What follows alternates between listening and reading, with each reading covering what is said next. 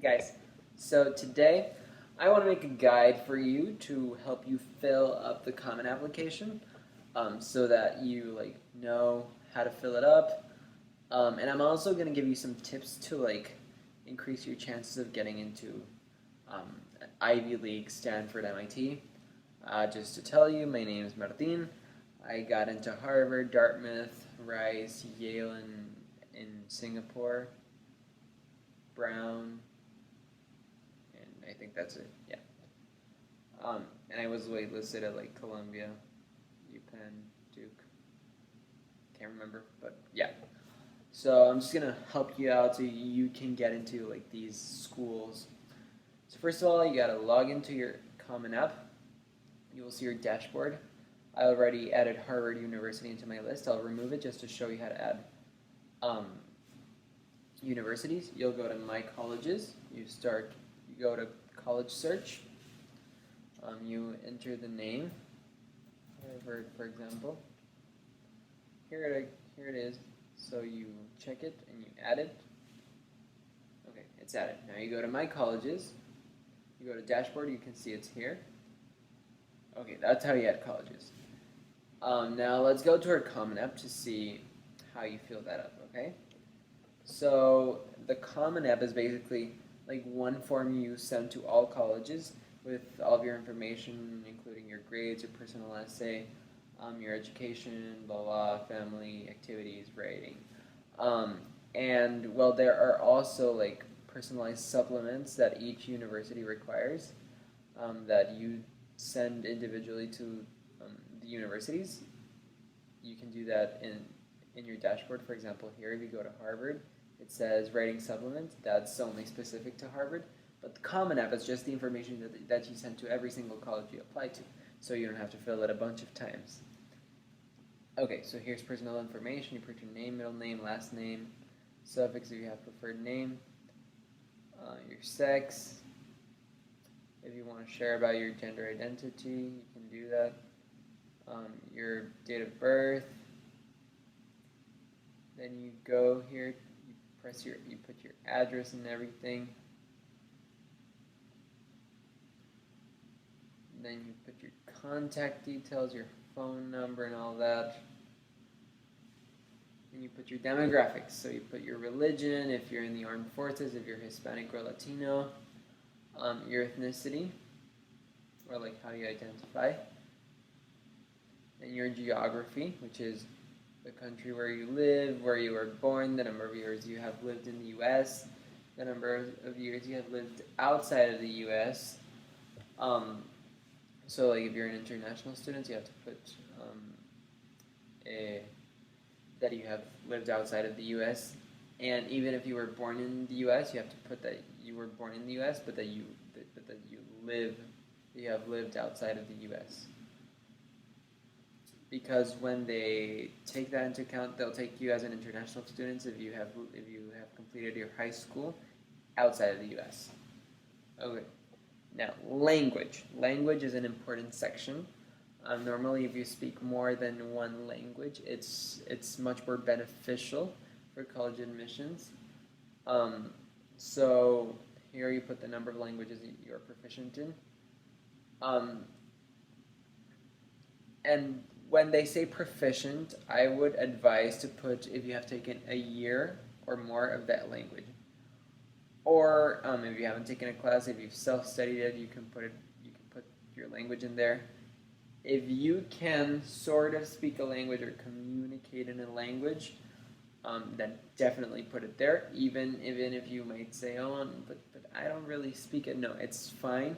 You can put it in there as long as you sort of can communicate in it. For example, I speak English, Spanish, and French fluently, but I was learning Chinese at the moment. I had taken a year of Chinese. I still put it, and it was very beneficial. So put as many languages as you can, of course, not lying.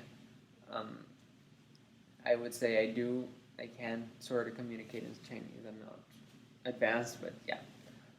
And then, so you select the language you speak, and then you put your language proficiency, if you can speak, read, write, if it's your first language, and if it's spoken at home. So you decide how you want to distribute that, okay?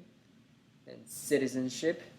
Okay, so if you're an international student, you have to say other non-US. If you have a foreign nationality and the US nationality, you have to put US dual citizen. If you're only US, then you put US citizen or US national. So like if you're an international but also have an American citizenship, put dual, okay? Don't put international. You might think that might benefit you because you're more unique, or you might think that only putting US citizenship might help you. No, you have to put that you're dual. You have to state that you're dual. And if you have a fee waiver, you can solicit one here. Then you go to family. You put your parents' marital status, whose parent you live with if they're divorced or if they don't live together. And then you put all the information from your parent one, including their education level. They will ask you for their university, where they work, and where they, and all that. What is their profession? Also for your parent too. And they will also ask you about your siblings. Okay, then you go to education, which is where I will start talking a little bit more. So you will look for your secondary school. State whether it's a boarding school, if you graduated from the school. You put your counselors, your college counselors' information. If you don't have one, then you would put like a teacher or a secretary or the principal's information, or well, whoever is in charge of doing the transcripts and sending the recommendations and all that at your school.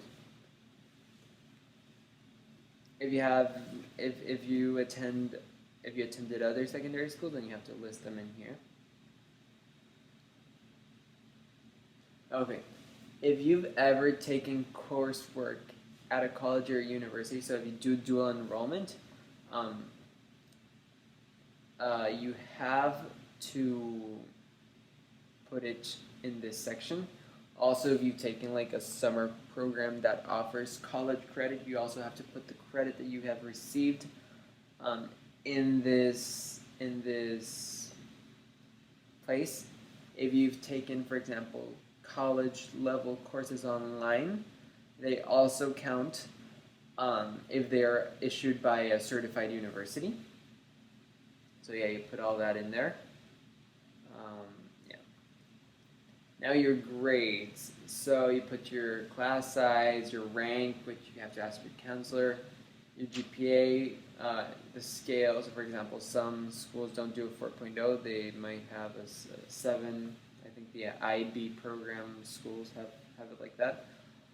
Then select whether your GPA if it's weighted or unweighted. Okay. Then you must put your current recent year courses. So those will be your 12th grade courses. And for example, I took linear algebra, so I'll put linear algebra. And this would be like, this isn't just a regular course, this is sort of a college course. So I would put either honors or advanced, because they are not just easy college classes.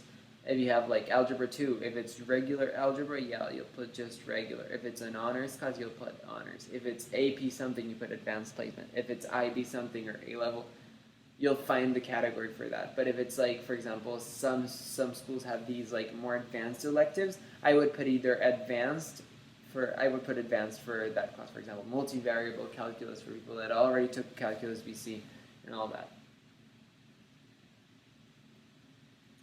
Okay, now here we get to the honors. You have 5 honors. Those are awards and all that. And you want to maximize these 5 honors so you can show the best, your best version. So you should put them in the order of importance. You should start by putting the ones that like are important internationally. So if you won a math competition, if you won a very important Model United Nations award, if you submitted a piece of writing that received important recognition, you should put it here. Sometimes people choose to do this not very academically, but also like awards that mean a lot to them. So, for example, if you win, I don't know, if you win like most likely to win a Nobel Peace Prize, you can put that if you won that, like, I don't know, at your prom or something like that.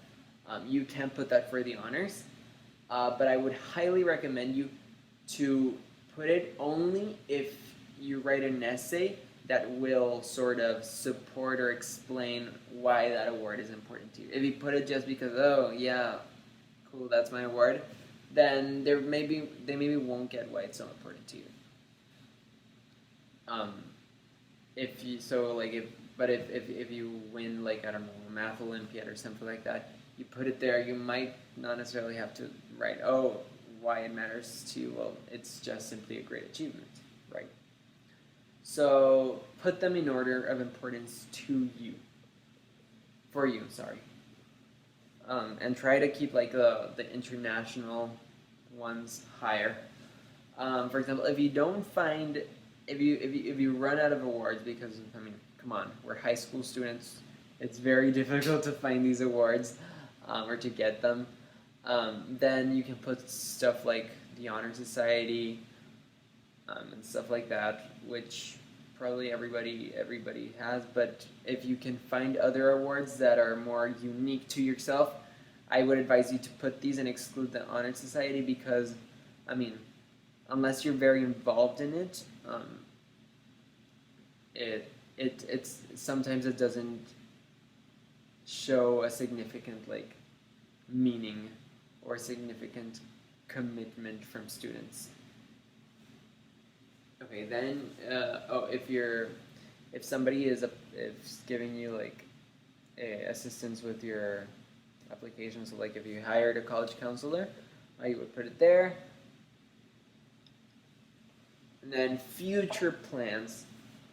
So a lot of people might not know what to do with their future, but I wouldn't recommend you to put undecided just because sometimes you might be like, it might not be great because universities are looking for students that are ambitious. I mean, these types of universities, elite colleges, are looking for ambitious students that have goals and that want to work hard for their goals. So if you put undecided and then you put undecided here, then it would be like as if you have no clue what you're going to do with your college education. And I mean, for the colleges, they don't really care about, oh, how amazing you are. They care about you because you might help their name go higher in rankings or stuff like that. So I would definitely, like, depending on your plans, try to have a plan. Put master's or business or medicine or doctorate. If you're going to be an entrepreneur, put bachelor's, but I would highly recommend you to justify why you would stop there, because I think universities want to really see that you have goals in mind. So don't put undecided, first of all, and if you put bachelor's, try to explain, or even associates, try to explain why you would stop there with your education. Okay, now testing. So you would say yes here. So for example, I took the SAT, after subject tests, AP, IB, whatever you want. Okay, TOEFL. Oh shoot. Okay, so you will select all the tests you're taking right here. then you put continue.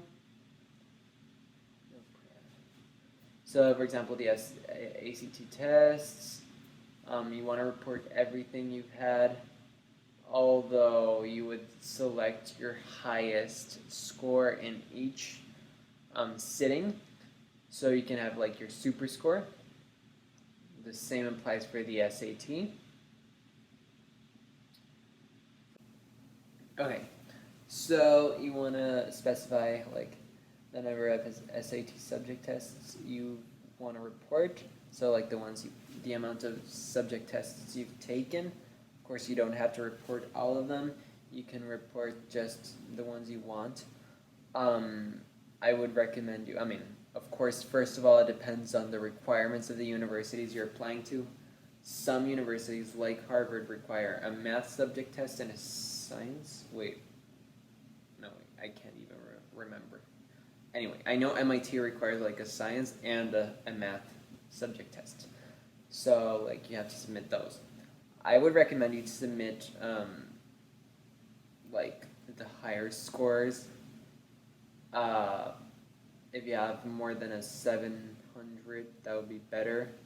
If not, well, you'll just have to report it if it's required. If not, then I would advise you not to report it. Also, if you have if you're debating between, if you have to report like only 2 of them, and you're debating between like 2 of them with the same score, then choose the one that has a higher percentile. For the AP subject tests, I would recommend you to report all the tests which you have a 4 or more, so like a 4 or a 5. I wouldn't advise you to report a 3 or less. I just believe that. Then IB, I didn't take IB, so I'm not sure how it works, but like I would recommend you to like put the best ones, or I don't know if it's like a collective score. Can't remember. And the TOEFL IBT, if you're an international student, you have to take it. You have to submit it. So, yeah. Okay. Now let's move on to the activity section. So you would click yes here. So you have a maximum of 10 activities. I don't advise you to list all of your activities, because some of them might not have been as important to you as you think they are. For example, National Honor Society. If you participated in one bake sale for the National Honor Society in the whole year, then don't even bother putting it, because it's not really important. If you participate in the PEP Club, which is simply paying $10 for a t-shirt and then just filling a form, then I would also not advise you to put it on your activities list. Or if you really want to put them towards the end. But put meaningful activities. I would advise you to put 6 very meaningful activities, which you have devoted a lot of time into. So, first of all, start putting for activity 1. Put the activities that you do during the week. If you practice a sport, if you do MUN, if you teach, if you do something. Put the activities for which you do something that you actually have to work and do something. For example, teaching, dancing, etc. If you're just taking a class, for example, learning French or learning how to do something, put it afterwards. First, put the activities in which you're involved, in which you truly have to do something and produce something and work, and not just passively learn, if you get what I mean. So after the ones that you practice throughout the whole year, in which you actually take a role and you do something, put the ones in which you learn stuff, and then I would advise you to put the activities that might have been short term, For example, if you gave a TED Talk, it's short term, but like it's very important, so I would still put that. I can't think of anything. Oh, if you had like a musical, which you only had to prepare for like 3 months, put that afterwards. And then I would advise you to put your summer programs and internships. Maybe your internships, you could put them right below your top activities, because in an internship you actually have to do something instead of learning. So depending on the type of summer program, you would put them in the categories, but I would really advise you to put first activities in which you participate, have to do something, which you're a leader, then activities in which you learn, and then short-term activities that maybe are not that important to you. Yeah. But always try to put important activities first. One thing that's very important about the Common App, it's very important to distribute. So like, for example, when you're planning your application, you don't want to put the same thing in your honors and activities. You have a bunch of slots, and it's a limited space. You have a bunch of essays to write. Try to distribute that information. So like, for your activities, put your MUN stuff, but then for example, for your activities, if you have a lot of MUN stuff, put that in there. But if you also want to put them in honors, don't repeat the same stuff. Put different honors in your activities and in your honors section, so you can fit more stuff in. Just make sure everything is tied down. It's tied back together. Okay. Okay. Now let's move back to writing. So the personal essay. You have to send a personal essay for every single university. You can choose one of these prompts, or just choose a topic of your choice. What I would advise you is to write your essay and then choose one of the prompts, because they're so broad that they literally fit anything. Like any essay could fit in one of these prompts. So write your nice essay. I'll make a video about how to write the perfect essay. Okay? And then disciplinary history. So like, I'm sure if you're applying to Harvard and all of that stuff, I'm sure you're a good kid, so you don't need to do anything.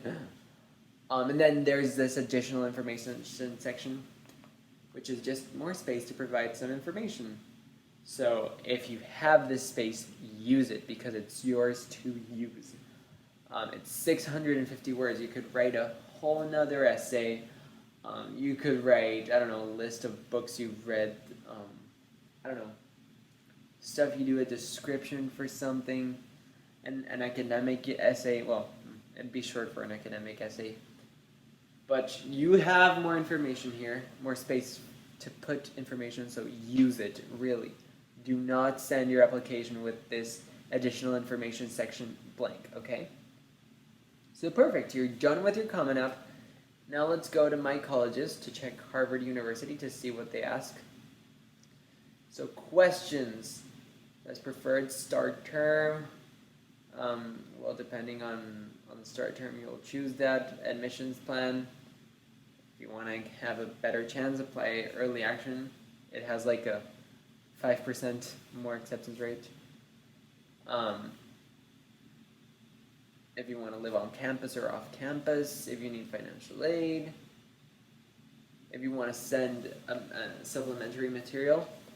And so supplementary material can be an arts portfolio, a performing arts portfolio, an engineering, architecture, or a creative portfolio. If you've written a research paper, I guess you can put that in there. You might be thinking, oh, I'm just a regular student. I don't have anything to submit. If you work hard, so like if you work hard towards an activity, and this is what I did to like send something, I was working on an activity which was teaching. I like to teach English, but I really like teaching, so I started researching about teaching. I really liked cognitive science. I started reading books about cognitive science, and then I saw this, and I said, well, why don't I write a research paper? So I wrote a research paper because I wanted my project, my English teaching project, to be sustainable. I wanted to give it to someone else to run it, and I'm very happy because I'm going to give it to my girlfriend. She's going to run my project for the next 2 years she has. Yeah, 2 years she has in school.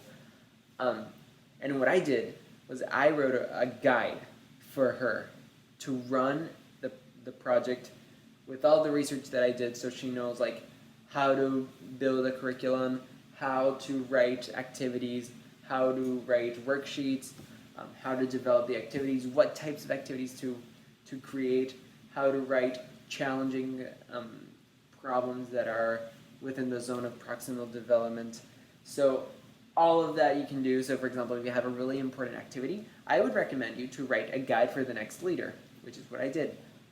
And you can just use your English writing skills to write this like research paper. It's really easy. It won't take much time. It took like I wrote like a 40-page paper. It wasn't that bad really because I was really passionate about it. So like it wasn't bad. If you're passionate about it, it's not gonna be it's gonna be easy. I promise. Okay, so then we have academics. So like the program that interests you. If you're likely to change it, etc. If you're applying to the New England Conservatory dual degree or with the Berklee College of Music dual degree. If you have earned any certificates for online coursework, so if you did edX or Coursera or the MIT online courseware stuff, if you did anything on there, put these courses there. And then you have this extracurricular activities essay, which I would really advise you to think about. Choose one of the most important activity, just one, choose one, or choose one summer activity that really mattered to you, and write a 150-word essay about how the activity was meaningful to you, how it was unique, and how you profited from it, or how that activity was unique to you. Don't write generic answers like, oh, I play this sport because it just lets me feel the adrenaline and be free, and it just lets me rest from my academic life. Don't write that, please. Don't write any cliches. Write something that's unique to you. Oh, I love doing community service because these enriching smiles and making other people's lives better, and in the end, it's not just me. It's not just them who learn from me. I'm the one that learned the most. No, don't write about that. Write something that is really unique, that is really meaningful to you, and that really hits you in the heart. I wrote about like a small internship. So like at my school, I had to do a career week, and we have to like go to a place to work for 1 week. And I said how I found a lab to be like my playground, because it was my first time in a lab, and I could just like tinker around with stuff, and I used pipettes, and I made agar, and I just saw like a child sees his or her toys. So yeah, it was. I thought it was pretty unique. It wasn't just like, oh, because science is just a huge passion of mine. I wasn't saying that. I was saying that I really like science, and I really like tinkering, and I really like the lab and all that. Okay. Then activities. These are the activities that you like. Oh wait, sorry.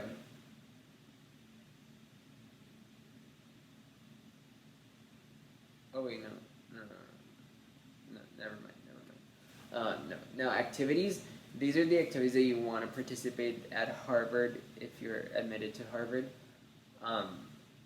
And then you would want to briefly elaborate on one of your extracurricular activities or work experiences. You also have 150 words.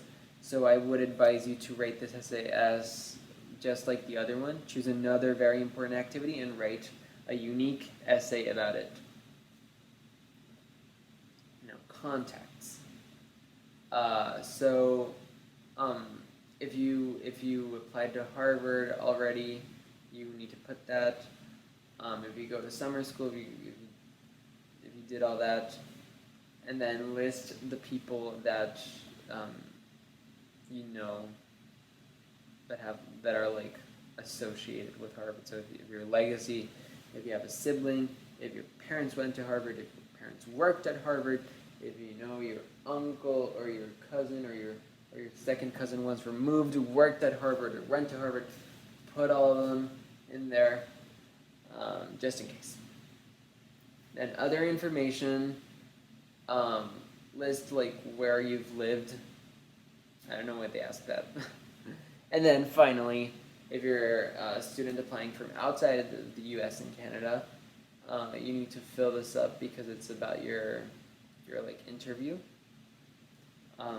So yeah, so like how they can interview you, and then what specific plans you have, if any, for using the education you hope to receive. This is 50 words, but again, I would advise you to write it ambitiously. First of all, don't be like, well, I want to work for this company because I really like it and I want to make tons of money. No. Write something in which you actually show that you have a passion, and also write ambitiously. Say you have big plans, big goals, because that's what they want to hear. And don't just fake it like it. I mean, if you're applying to these schools, I guess you have like ambitious goals, so like share them. Don't be afraid to share them. If you want to change the world, don't say it as cliche, I want to change the world. Or don't sound naive by saying, I want to solve my country's poverty, and I want to eliminate these laws and put these other laws, and then everything will be fine. No. Write something, write ambitious. I can't stress it enough, but be down to earth, you know. Just set your goals and try to explain how you're going to do that. So for example, if you want to become a mathematician or an engineer and you want to develop a product, say like, I want to develop this product by using this and this, try to explain it. Don't just say, I want to develop biodegradable plastic because like plastic is awful and that's it. No. You say, I want to learn about science, I want to learn about material science because plastics are deadly to the environment, and I want to learn about the chemistry so I can create new biodegradable plastics, and I want to apply this into my field, and I want to create a company. I don't know. Just sound ambitious but down to earth, and don't be naive. Yeah. As you can see, it's pretty hard to do this, but you can do it. I'm just sharing my tips and my advice so that your common application is great and so that you can get into Harvard as well, okay? So please make sure to like this video, subscribe to my channel. Thank you for watching this. Bye-bye.